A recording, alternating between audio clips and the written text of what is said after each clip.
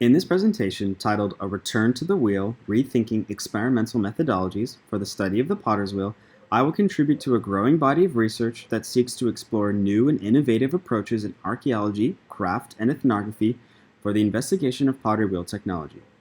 The aim of this paper is to propose a revised methodology and address an evident gap in the study of wheel technology, which is a general separation between studies of the tool and techniques. Based on the results presented in this paper, I argue that the type of wheel or device and how it rotates does affect the macroscopic traces left on ceramics produced by the same or similar techniques. In the words of van der Loo, techniques cannot be studied in isolation, but should be seen as the arena of mediation between what is materially possible or impossible. In other words, the investigation into wheel-making techniques cannot exist without analyzing the wheel, including its mechanical, physical, and even experiential properties. The impetus for addressing this issue stems from research and experiments conducted during my master's at UCD in the Center for Experimental Archaeology and Material Culture. I employed and combined the methodologies of experimental archaeology with the analytical tool of Chaîne Opératoire in order to interpret archaeological evidence in the form of the potter's wheel and conical cups on Crete during the Bronze Age from around 2200 to 1500 BCE. The results from the replica pots were used to inform interpretation of a late Minoan 1A or 1500 BCE archaeological assemblage from the south corridor of the Minoan unexplored mansion in Knossos, which was published by Mervyn Popham in 1984. One of the desired outcomes of this paper is to promote further exploration into the physics of rotation from non-steady-state devices, such as non-electric wheels, and how they affect not only experimental archaeology, but also making techniques. The experiment was therefore designed to isolate specific variables, which in this case were the method and physics of rotation. As such, I replicated conical cups produced on 3 different wheels using 3 different techniques. Prior to this, I was able to train for 8 to 9 months in potting techniques including wheel throwing, wheel fashioning, and some hand making as part of my master's. I received frequent training from Dr. Brendan O'Neill at UCD in both of these techniques over the year, which was supplemented by my own daily practice. In this presentation, I will discuss briefly the current state of knowledge in order to demonstrate the origins of the disparity between studies of the technique and tool and how they have affected scholarship. Next, I will review the evidence for the wheel on Crete and go into certain details about their characteristics before I detail the experiment conducted at CEAMC. I will then present a few key results and discuss them within the context of Cretan archaeology and the study of pottery wheel technology. Now, many of the new interpretations that promoted the importance of techniques were developed during the 1980s and founded upon archaeological and ethnographic research by scholars such as Anna Shepard, Helena Balfe, and others who were working in places like Crete, the Maghreb in North Africa, the Netherlands, Pakistan, and India. Indeed, Sander van der Loo noted in the 1990s that few scholars had conducted comparative research between forming techniques, with the single exception of Balfe in 1965 and again in 1984. Yet it is possible that van der Loo himself is one of the very few scholars of the time to discuss and explore the mathematics as well as the physics of rotation in his studies in the technology of ancient pottery. By the later 1980s, this research coalesced into studies in which the individual potter became the subject of analysis and his or her techniques became the variables. Archaeologists sought for evidence of combined techniques distinguishing between primary and secondary, as well as what traces these left on pots. It was at this point that the technique began to supersede the tools as determining factors for the study of past potters. In the book The Many Dimensions of Pottery, Balfe concluded that the tool, or the wheel, was not sufficient for giving account of or identifying a specific operational sequence within the production. As a result, the information obtained from the tool is often ambiguous in the absence of other factors. In other words, the techniques of throwing and coiling can be conducted on any device. It was therefore suggested that the wheel is more of a constraint rather than a determining factor. From this assertion, subsequent research was built upon it. On the cusp of the 1980s, Roux and Corbetta conducted a learning study experiment with Indian potters in which they found the throwing technique to be more difficult to learn than coiling, and that therefore there must have been an intermediate technique that allowed for increased usage and understanding of using centrifugal force. Thus, it was argued that the development of wheel-thrown pottery in the 4th to 3rd millennium BCE was comparable to the stages of apprenticeship in wheel-thrown pottery today. The result of this research was the development of methods for identifying the macroscopic and microscopic traces between wheel-made and hand-made pots, as well as between wheel-thrown and wheel-fashioned ceramics, of which there are 4 methods shown here. The methodology soon became established, and archaeologists on Crete soon began to challenge the old dichotomous categorization of techniques for Minoan pottery. This methodology was more recently applied rigorously to the ceramics of Bronze Age Cyprus and Crete by Caroline Jeffra in 2011. It's one of the most exhaustive studies to date on the techniques of wheel fashioning, especially for Crete. Jeffra made a valid argument such that because older experiments tended to focus on the capabilities of the device rather than the products, studies of tools cannot alone clarify exact formation techniques. They only elucidate different aspects of the Chaîne Opératoire. She went on to argue that utilizing an appropriate wheel device for Minoan vessels without verification that similar devices were available and used in the same way on Crete or Cyprus, that this would lead to a disparity in the value of the typeset. Therefore, a modern electric wheel was used for her experiments. However, even though we may not be able to reproduce the appropriate wheel for Minoan vessels, it is demonstrated here that the electrical wheel can produce different macroscopic traces on pots when compared to more traditionally powered wheels. Moreover, the results presented here necessitate a reinvestigation into the basic properties of Minoan wheels and how they affected manufacture. In Cretan archaeology, few truly engaged with both the tool and the technique until the later 20th century. In the early 20th century, Louis Franchet suggested that a technique of hand building was combined with rotation in the Middle Minoan II period. Evans and Dawkins also made note of the fact that the wheel was not used exclusively for throwing, and yet many publications afterwards only distinguish between hand and wheel-made. Similarly to Vanderloo's comment earlier, Evely noted that minimal work was conducted for Cretan ceramics beyond distinguishing between these two techniques. Despite the sheer number of ceramic sherds coming from the Bronze Age Crete, efforts were concentrated far more on distinguishing stylistic characteristics than manufacture. And yet, perhaps the most ubiquitous pot on Crete is the conical cup, and for this reason it was chosen as the ideal pottery type to study. Their production actually embodies the major technological and societal changes happening during the Bronze Age. As the bottommost vessel in terms of aesthetics and manufacture, the fact that this complex and highly specialized technology of wheel making trickled down to, or in fact began with, the manufacture of these vessels is a testament to their importance. Some more recent comparative studies, however, have begun to be remedied by scholars such as Napid and Malia, Jeffra and Konossos, Myrtos Pyrgos, and Palicastro, as well as Todar and Kaloi and Festos. However, in general, the tool still remains understudied, with the exception of work by Evely and Morrison in 2008, whose experiments focused on the wheel and its design, drawing heavily from Evely's own research into Minoan technology and crafts. Until the evidence was categorized by Evely, early descriptions of potter's wheels often ranged from terms such as round table, as said by Haas in 1908, to being differentiated into the misleading terms of fast and slow wheels. The catalog of Evely, however, does an excellent job of organizing Minoan wheels by their design and chronology. Therefore, the early Minoan period is characterized by the use of mats made sparsely of ceramic and mostly of wood or other organic materials. One of the earliest ceramic examples comes from Myrtos Pyrgos in the pottery workshop of room 49, in which 8 turntables were found. Another turntable found in the room had a socket on the underside and dates to the early Minoan 2B or 2200 BCE period, and is one of the earliest examples of what Warren calls a freely revolving wheel. It's possibly a predecessor to the later freely revolving designs as catalogued by Evely. From the Middle Minoan 1B or 1900 BCE period onwards, Evely groups many of the examples he studied into the Type 3C category.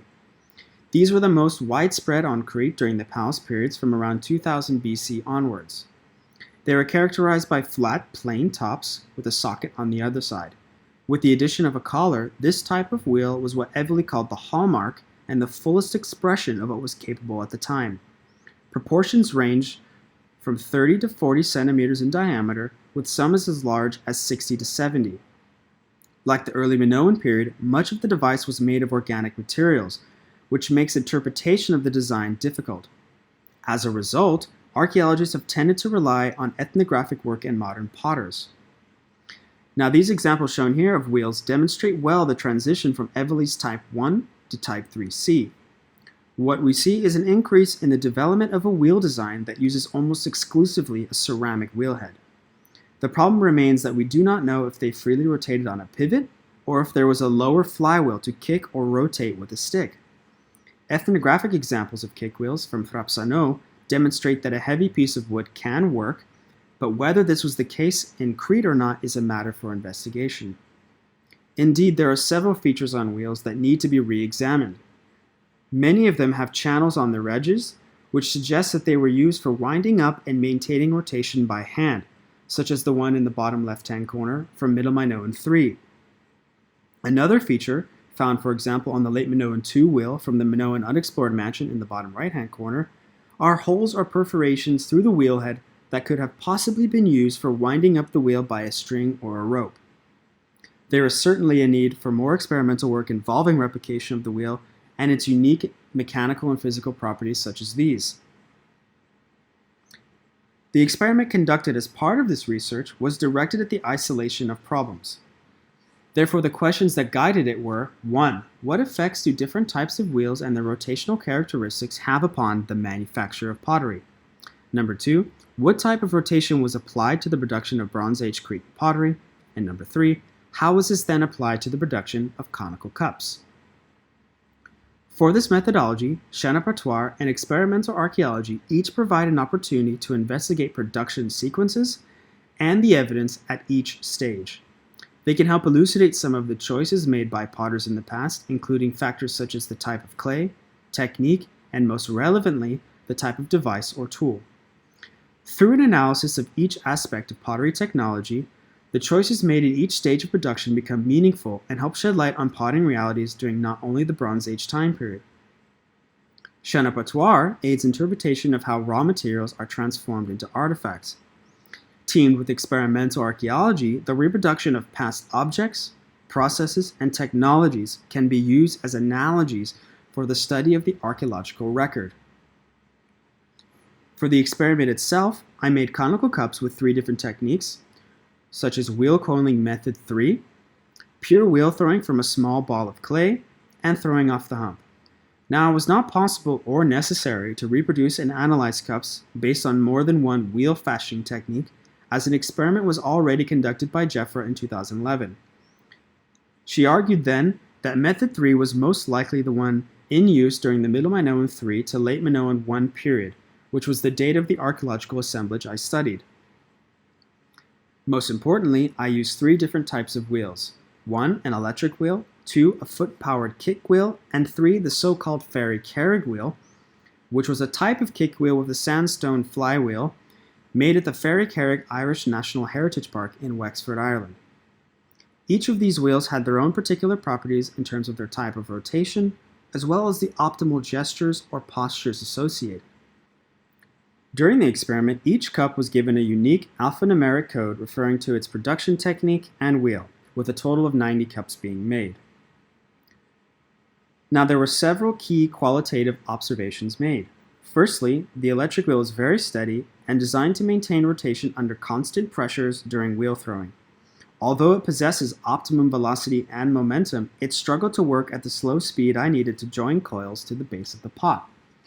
Secondly, the kick wheel had a high velocity but little momentum, which forced me to maintain rotation constantly for certain shapes and gestures. On the other hand, its design made control of the wheel at slower speeds much easier than the electric or even the ferry carrig wheel. Thirdly, the ferry carrig wheel had a high momentum but low velocity. Although winding up the wheel was physically exhausting on my own, the momentum allowed for me to concentrate more easily on joining coils and shaping the vessel. The electric wheel is a completely steady-state device with little vibration, consistent rotation provided by torque of the motor, and ease of use. Therefore, fatigue on this modern wheel is limited primarily to the upper body. By contrast, the kick wheel engages both the lower and upper body, forcing the potter in many cases to propel the wheel by foot and therefore impose a different posture. The upright nature of the kick wheel shown here immediately precluded certain stabilizing gestures that worked well on the electric wheel. In terms of the macroscopic traces, one key result was the difference between cups thrown on the electric wheel and cups thrown on the more traditional wheels. For these, 8 or 9 out of 10 cups in each set were asymmetrical in terms of their wall thickness and at the rim. Another observation to note is that both the electric and kick wheels allowed for a pushing through action. The ferry carriage wheel could not be used in the same way, however, and instead I had to rely on the weight of the stone and its momentum to push through the gestures. In practice, there was little control over the deceleration of the ferry carriage wheel due to the momentum of the sandstone. While finishing the pull up towards the rim of the cup, inconsistencies and instability in my hand caused tearing at the rim. Despite homogenizing measures such as wedging the clay 50 times and leaving it to cure for 2 weeks before putting it on the wheel, the clay still tended to rip when submitted to the pulling up and out actions. If we begin to think about the situation of the Bronze Age potters, it can be postulated that the clay used for the cups was a result of less labor investment into the manufacture, primarily from the need to produce so many. Compare, for example, some of these cups from Knossos, the top being from the Minoan unexplored mansion. Another key result comes from the wheel fashion cups. Joining coils following method 3 of Roux and Cortes was more difficult on the electric than the kick wheel or even the ferry carriage wheel. 7 cups produced on the kick wheel possessed a large void/coil seam trace near the base and interior wall of the cup. On 6 of the cups produced by the ferry carriage wheel, the coil seam was also visible in the same locations, but lacked the characteristic voids. Because joining of the coils was much easier on these wheels, there was less of a need to provide downward pressures, which perhaps is the reason for this result. With the electric wheel, the inability to join coils from the lack of speed control meant a compression action was needed to ensure they joined properly. The experiment conducted for this project has therefore demonstrated that there are key traces associated with different types of devices and techniques. There were consistent results which warrant a re-examination of how archaeologists employ experimental archaeology for the study of the potter's wheel. In the past, challenges to the technique of throwing have effectively shown that techniques can be variable, whereas experimental studies concerning devices have explored that mechanical capabilities can also preclude or enable certain gestures. As a result, experts on the pottery technology of Minos and Crete, including Jeffra, Napet, and others, have voiced concerns for the need of future experimental investigations in pottery wheels and forming techniques. I want to further this call by presenting my research here and emphasizing the need for more experimental work that teams techniques with questions aimed at specific mechanical and physical characteristics. Thus, a critical point to restudy now is just how the Minoan wheel was designed in reality. Did they have the ability to push through like the kick wheel, or was there more of a winding up and relying on deceleration? Alternatively, was there also an assistant? If we think back to Jeffra's observation of previous wheel studies and the possibility of there being a disparity in the dataset, it was demonstrated here that future experiments can and must address these type of questions. As a result, studies of the technique and the pots can be better aligned to the chronology as well as the type of wheel. The observations presented here also promote further questions in light of experimental research by Powell in 1995. She found that velocity and momentum had a direct relationship with the type of pots being produced, such that high velocity and low momentum made possible the production of small, biconical, and tall vessels, such as, for example, the conical cups produced here. Moreover, she suggested that the obvious solution of the potter would be to produce wheels that could sustain more momentum and would be subsequently heavier. If we consider the evidence on Crete, the lack of information concerning the lower portions of the wheel design warrant further experimentation. Without the lower portion of the wheel, it's difficult to say whether the progression from type 1 to type 3C is all about the increase in momentum or if there is something else going on. Therefore, we need to start asking and testing targeted technological questions about the physical aspects of each wheel. Through further investigation into their design, we can come to better understand the conditions of potting in the past. Alternatively, we may also further investigation into the regionalization of potting techniques on Crete as well as elsewhere. Therefore, this type of work allows us, when looking at an archaeological deposit, to identify the gestures and tools that might have led to these particular traces. Thank you for listening. I hope you enjoyed, and I welcome any questions afterwards or by email. Thank you very much.